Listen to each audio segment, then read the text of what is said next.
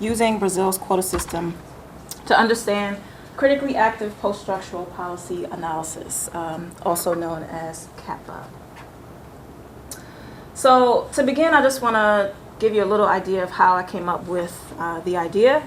Once I decided that I was interested in affirmative action in Brazilian universities, I took a policy course here at Drexel called Theory and Practice of Policy Analysis.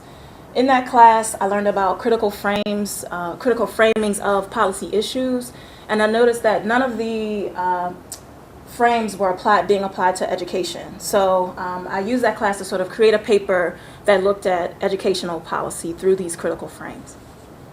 Fast forward to this term, I'm taking writing for publication with Dr. Cody, and she required that we take a paper that we've already written and turn it into a publication.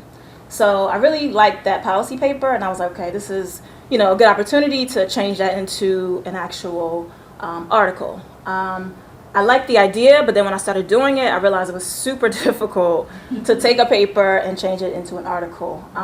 However, out of in doing that, it sort of led me to developing a conceptual framework that I can actually use for my dissertation research. And so this presentation is basically a sort of a snapshot of what that paper is going to look like, or is looking like. So, as I said, I think Rebecca mentioned in the introduction, my research looks at Brazilian universities. And so I'll start with the statement of the problem. Universities in Brazil are elite spaces where underrepresented students have been shut out. Students who are racial ethnic minorities, Black, Indigenous students, students who come from low socioeconomic status, as well as students who attend public schools. And this image in particular sort of represents the rift between attending public schools, coming from low SES background, and getting into a university. And so you see that it's almost impossible to do. So the cartoon sort of represents that reality.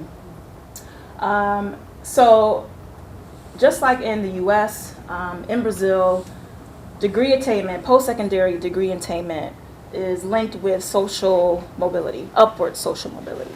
And so in the late 70s through the 2000s, you had a host of Black activists and social scientists pushing for change and particularly looking for increasing access to underrepresented students in universities. With that, I think the UN, Brazil participated in a bunch of different meetings stating that there's grave inequity, you all need to do something about that. So in early 2000, the government legislated for the use of affirmative action in